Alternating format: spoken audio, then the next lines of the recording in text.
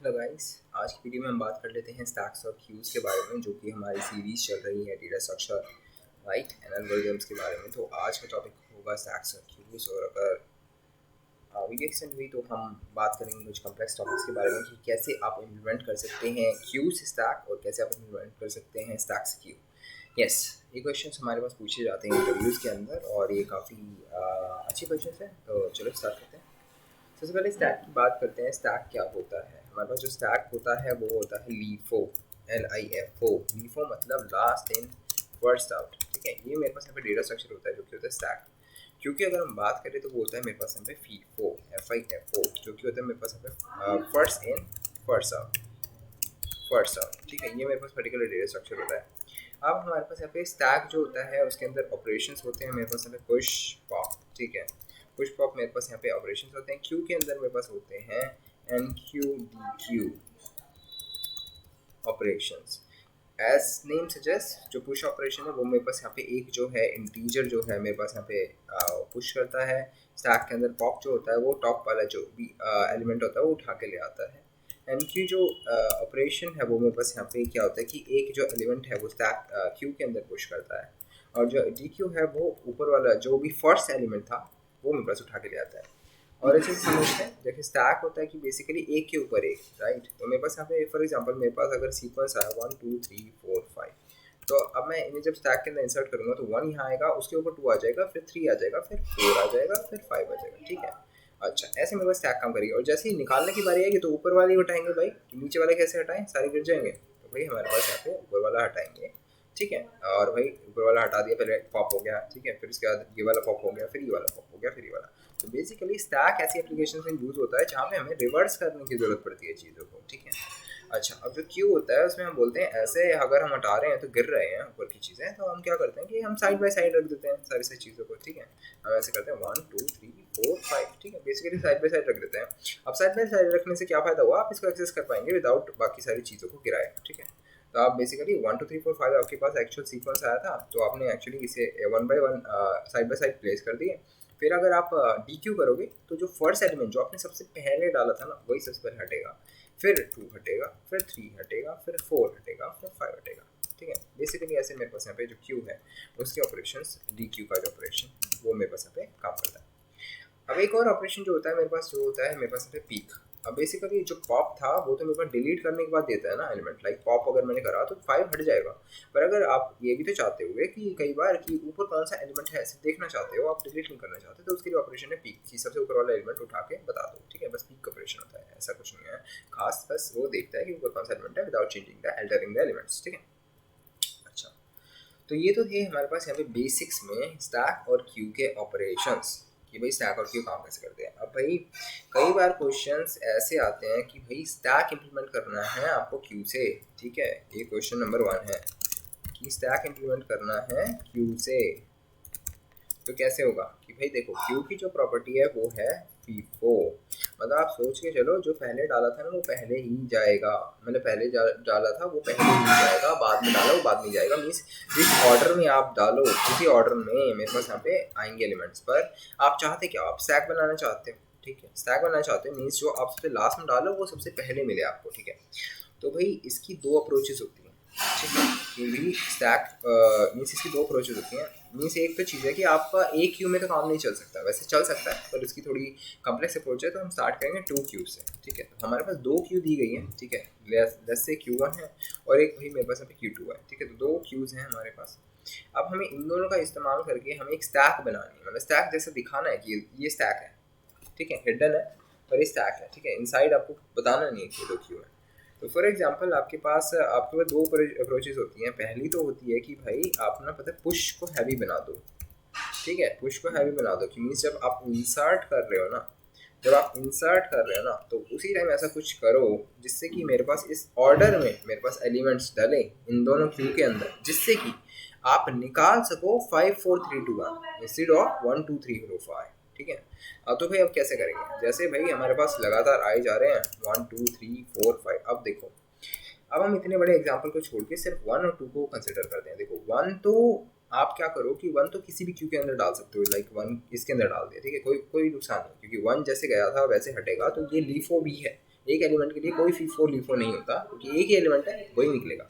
But जैसे ही 2 आता है तो आपको पता है कि अगर आपने 1 2 ऐसे डाल दिए तो ये निकलेंगे 1 पहले निकलेगा फिर 2 निकलेगा, क्योंकि ये 2 है। पर आप चाहते हो 2 1 निकले, 2 1 निकले, तो क्यों ना आप ऐसे करो कि भाई दूसरी वाली जो क्यू है उसके अंदर अपना एलिमेंट डाल दो, ठीक है। दूसरी वाली जो क्यू है उसमें अपना एलिमेंट डाल दो, ठीक है। और फिर उसके बाद आप ये जो 1 है उसके पीछे कॉपी कर दो, ठीक है। हो गए अपोजिट, हो गए ना। तो अब बेसिकली अगर आप एलिमेंट निकालने की कोशिश करोगे तो आपका पहले 2 निकलेगा Q2 से और फिर उसके बाद 1 निकलेगा, ठीक है। सिंपल सी एल्गोरिथम थी, इम्प्लीमेंट हो गई। या फिर आप क्या कर सकते हो, अच्छा और अच्छे से समझते हैं कि अगर आपके पास 3 आ गया, ठीक है, आपके पास ऑर्डर सीक्वेंस जो था इंसर्शन को ऐसा था 1 2 3 4 5, ठीक है। तो 1 2 तक तो आपने संभाल लिया कि वही 1 2 है। आपने क्या करा, दूसरी इस वाली से आपने क्या करा, पॉप कर दिया, ठीक है। पहले 2 उसमें डाल दिए, पहले 2 याद रखना, पहले 2 आपको उसमें डालना है क्योंकि वही आपको सबसे पहले निकालना है, क्योंकि 2 आपने लेटेस्ट डाला है। अच्छा, और उसके बाद आपने Q1 से इसके अंदर पॉप कर दिया तो आपके पास 1 आ गया। अब 2 तो एलिमेंट हैंडल हो गए, अब बाकी एलिमेंट कैसे हैंडल करेंगे। जैसे आपके पास अब वो आ गया, ठीक है, आपके पास अब 3 आ गया, ठीक है। 3 आने के बाद क्या करोगे, आप देखो दूसरी वाली Q यहाँ खाली है, यही खाली है ना, तो आपने इसके अंदर 3 डाला, ठीक है। आप पॉप करोगे तो 2 1 जैसे निकलेंगे, तो आप 2 1 इसके अंदर पुश कर दो। तो अब आपका ऑर्डर क्या निकलेगा जब आप DQ करोगे, तो 3 2 1, जो कि वही है जो आप चाहते थे, और यहाँ से पॉप हो गए तो यहाँ से हट जाएंगे, ठीक है। अच्छा, अब आ गया आपके पास यहाँ पे 4 आ गया आपके पास एलिमेंट, ठीक है, 4 आ गया। अब 4 के लिए भी वही करोगे, सबसे पहले 4 डाल दो और उसके बाद यहाँ से 3 पॉप करो, ठीक है, 3 यहाँ डाल दो, ठीक है। फिर उसके बाद यहाँ पे 2 पॉप करो, फिर 2 यहाँ पे डाल दो, ठीक है, 2 डल गया। फिर उसके 1 पॉप करो, फिर उसके 1 डाल दो, ठीक है, 1 डल गया। ऐसे करके आपने इसके अंदर डाल देना है, कितना सिंपल है, ठीक है। तो आपने क्या करा, इंसर्शन को हैवी बना दिया। आपने एक एलिमेंट डालना था, पर आपने क्या करा कि ना, आपने अपना एलिमेंट तो सबसे आगे डाल दिया, पर उसके बाद आपने सारे के सारे एलिमेंट दूसरी वाली क्यू से पॉप आउट करके इस वाली के अंदर डाल दिए, ताकि जब आप इसमें से निकालो एलिमेंट्स, इसमें से निकालो तो क्या करो, सबसे जो टॉप का एलिमेंट है वही निकलेगा Q2 से, है ना। तो आपका जो लेटेस्ट एलिमेंट है लीफो है वो इम्प्लीमेंट हो गया, सिंपल से टर्म्स, ठीक है, बेसिक सा लीफ हो गया। अब ये वाली जो अप्रोच है थोड़ा सा कंफ्यूजन कर सकती है कि भाई निकाले किस एलिमेंट से, क्योंकि कभी जो आपके एलिमेंट्स हो Q2 में है, कभी जो एलिमेंट्स है वो Q1 में है। तो आप क्या करोगे, बेसिकली स्वैप करना, सिंपल। आप क्या करोगे कि आपके पास 2 Q है, ठीक है, आपके पास 2 Q है, ठीक है, 1 2 3 5 ऐसे करके आपके पास 2 Qs हैं। अब आप क्या करोगे कि जैसे ही आपके पास 1 आता है, ठीक है, 1 आता है, तो आपके पास आप एक क्यूब को चुन लोगे जिसके अंदर आपके एलिमेंट्स होंगे, ठीक है। 1 आता ही हो गया, ठीक है। अब उसके बाद आपने क्या करा कि भाई जैसे 2 आया, वैसे ही इसके अंदर 1 डाल दिया, और फिर उसके बाद नहीं सॉरी 2 आया तो 2 आपने डाल दिया, यहाँ से पॉप करके आपने 1 डाल दिया, ठीक है, एज इट इज। बट अब क्या करोगे, अब आप इन दोनों क्यूब को स्वैप कर दो, temp is equal to Q1 कर दो, ठीक है, Q1 कर दो। फिर उसके बाद मेरे पास यहाँ पे Q1 जो है मेरे पास यहाँ पे Q2 कर दो, ठीक है। और फिर जो Q2 जो है मेरे पास यहाँ पे वो टेम्प कर दो, ठीक है। बेसिकली इससे क्या होगा क्या, इससे ऐसा करने से ये होगा कि भाई जो आपके एलिमेंट्स हैं वो इसी के अंदर होंगे और ये वाली एम्प्टी हो जाएगी, ताकि आप जब निकालने जाओ किसी एलिमेंट तो आप इस वाले से निकाल सको विदाउट एनी कंफ्यूजन, ठीक है।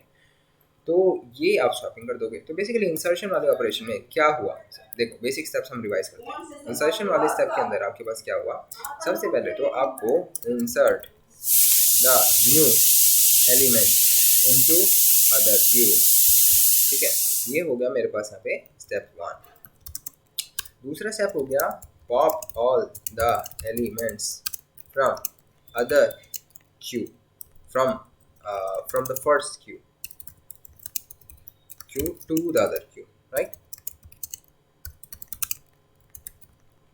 ठीक है। और फिर तीसरा स्टेप हो गया कि भाई स्वैप बोथ क्यूज, सिंपल, ठीक है। इतना सिंपल था, ठीक है, लग रहा था मुश्किल है बट हाँ बड़ा आसान था क्वेश्चन, ठीक है। अच्छा, तो इस तरह से आप इंसर्शन जो हैवी है वो आपकी जो एल्गोरिथम है वो आप इम्प्लीमेंट कर सकते हो, ठीक है, हो गया। अच्छा, अगर हम सेकंड वाला जो सिनेरियो है वो देखें कि भाई दूसरा मैंने बताया था कि 2 अप्रोचेस होती है, ठीक है, एक नहीं 2 अप्रोचेस होती है। दूसरा होता है कि भाई आप ना मतलब डिलीशन हैवी कर दो, ठीक है, मीन्स बेसिकली आप पॉप हैवी कर दो, ठीक है, ठीक है। तो इसके अंदर क्या होगा कि भाई जब आप डाल रहे हो तब तो आप, अच्छा इसकी टाइम कॉम्प्लेक्सिटी देख लेते हैं। तो भाई इसके अंदर हमने देखा कि जब भी एक एलिमेंट इंसर्ट करना पड़ रहा है, तब आप क्या करोगे, तब आप एक एलिमेंट तो डाल ही रहे हो, बाकी सारे जो एलिमेंट है दूसरी क्यू से इस वाली क्यू में पॉप आउट करा के पुश करा दे रहे हो, ठीक है, मीन्स बेसिकली DQ करा के NQ कर दे रहे हो, या फिर डिलीट करा के इंसर्ट करा दे रहे हो, ठीक है, बेसिक सी बात सेम है। तो इसके अंदर क्या होगा कि ओ ऑफ एन की टाइम कॉम्प्लेक्सिटी आ रही है क्योंकि पूरे एन एलिमेंट्स प्रोसेस हो रहे हैं दूसरी क्यू के एक इंसर्ट करने के लिए। तो जो इंसर्ट की जो टाइम कॉम्प्लेक्सिटी हो गई, राइट, इंसर्ट की जो टाइम कॉम्प्लेक्सिटी हो गई वो हो गई ओ ऑफ एन, और जबकि जो मेरे पास यहाँ पे सिर्फ वो जो डी क्यू वाली जो है ना, डी क्यू, या फिर इसको मैं एन क्यू भी कह सकता हूँ, ठीक है, मोर प्रिसाइजली अगर टर्म्स देखें तो, ठीक है, एन क्यू की टाइम कॉम्प्लेक्सिटी हो गई ये, और जो डी क्यू की टाइम कॉम्प्लेक्सिटी हो गई भाई मेरे पास हो गई O of one. O of one कैसे हुई भाई? ओ ऑफ वन इसलिए हो गई क्योंकि आपको सिर्फ ऊपर का एलिमेंट ही तो निकालना है, आपको कुछ प्रोसेस थोड़ी करना है। अब ऊपर का एलिमेंट निकाल लिया, आपकी डी क्यू की टाइम कॉम्प्लेक्सिटी हो गई बिग ऑफ वन।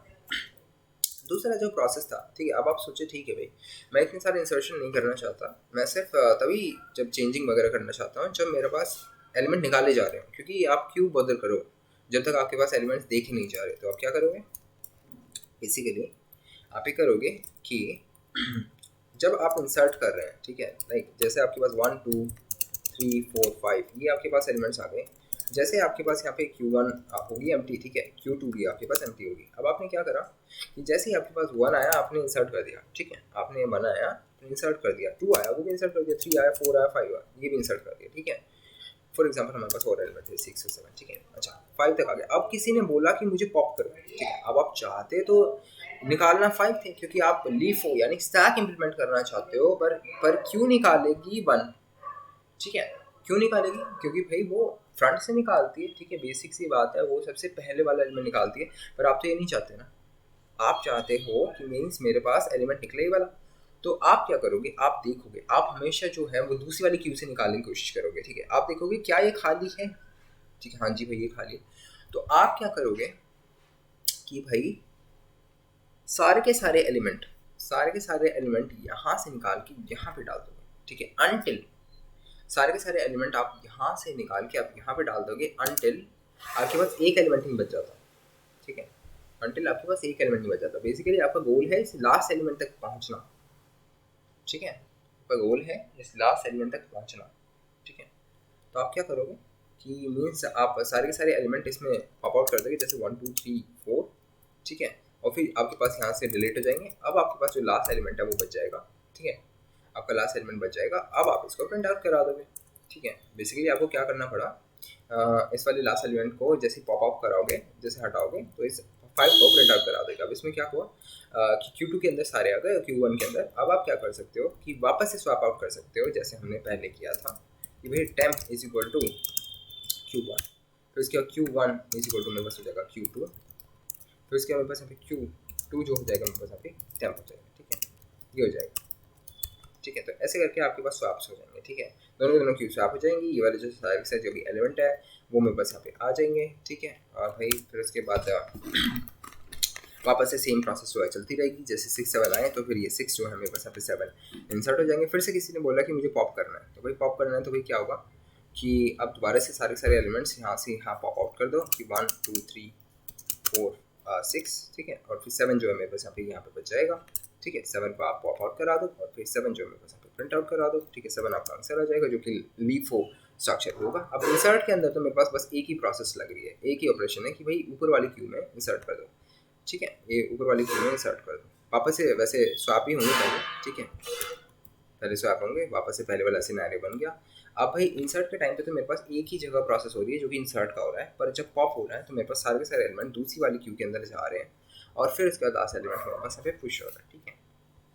तो बेसिकली मेरे पास जो इंसर्ट है वो तो मेरे पास हो गया big O of one time का, और जो मेरे पास जो डी या फिर मैं कहूँ एन क्यू जो था, राइट, एन क्यू जो था वो बन गया मेरे पास ऑफ वन टाइम का, और जबकि मेरे पास डी क्यू जो बन गया वो बन गया मेरे पास big O of M time का, ठीक है, दैट्स इट, सिंपल, ठीक है। तो ऐसे करके हमारे पास यहाँ पे दो अप्रोचेज आ सकती हैं, ठीक है। अच्छा, अब एक और चीज़ है कि भाई हमारे पास एक ही क्यू से भी स्टैक इम्प्लीमेंट हो सकता है, ठीक है, एक ही क्यू से भी हमारे पास यहाँ पे स्टैक इम्प्लीमेंट हो सकता है, बट इसकी थोड़ी सी कॉम्प्लेक्स अप्रोच है कि हमारे पास जो आइडिया बता देता हूँ कि मीन्स हमारे पास एक जो क्यू है उसके अंदर हमारे पास यहाँ पे काफ़ी सारे एलिमेंट्स होंगे। फॉर एग्जांपल मेरे पास 1 2 3 4 6 ही एलिमेंट्स है, ठीक है, Q1 के अंदर ही है, मेरे पास एक ही Q है, ठीक है, 1 2 3 4 6 एलिमेंट्स हैं। अब मुझे चाहिए ये 6, राइट, मुझे चाहिए ये 6, ठीक है। तो मैं क्या कराऊंगा, अपनी ही Q से, ठीक है, ध्यान से सुनना बात को, अपनी ही Q से जितने मेरे पास एक फंक्शन होता है जो मेरे पास Q का साइज दे देता है, ठीक है। तो मैं बोलूँगा कि अपनी ही Q से मैं उतने एलिमेंट पॉप कराऊंगा, कितने, n-1, जैसे मेरे पास कितने हैं 1 2 3 4 5 एलिमेंट्स है ना, तो मैं क्या करूँगा 4 बार मैं अपने ही एलिमेंट को पॉप कराऊंगा, फिर पांचवी बार जो पॉप कराऊंगा वो मैं प्रिंट कर दूँगा, ठीक है।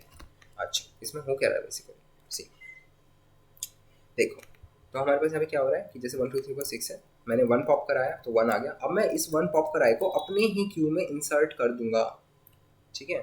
तो बेसिकली हमारे पास जो सीक्वेंस बनेगा वो बनेगा 2 3 4 6 एंड देन 1, ठीक है। देन मैं क्या करूँगा, फिर से कराऊंगा, मैंने क्या बोला था कि 4 बार करूँगा ना, 4 बार, क्योंकि मेरे पास 5 एलिमेंट है तो मैं 4 बार करूँगा।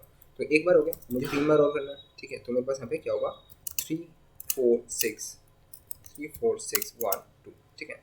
अच्छा, फिर मैं एक और बार करूँगा, 2 बार हो गया, ठीक है। तो भाई अब मेरे पास यहाँ पे क्या होगा कि 4 6 1 2 3, ठीक है। अच्छा, फिर इसके बाद मैं एक और बार कर लूँगा, ठीक है, 1 हो गया, ठीक है। अब मैं एक और बार करूँगा, ठीक है। तो भाई अब उसके बाद मेरे पास हो जाएगा क्या कि 6 1 2 3 4, ठीक है, 6 1 2 3 4। पर अब जैसे ही ये काउंटर मेरे पास होएगा 0, वैसे ही जो अब की बार पॉप होएगा ना एलिमेंट, वो मैं करा दूंगा प्रिंट। तो मेरे पास अब की बार जो 6 पॉप हुआ ना, वो मैं करा दूंगा प्रिंट। दैट्स द लॉजिक, ठीक है। तो ये मेरे पास लॉजिक होगा एक ही क्यू के अंदर स्टैक इम्प्लीमेंट करने का।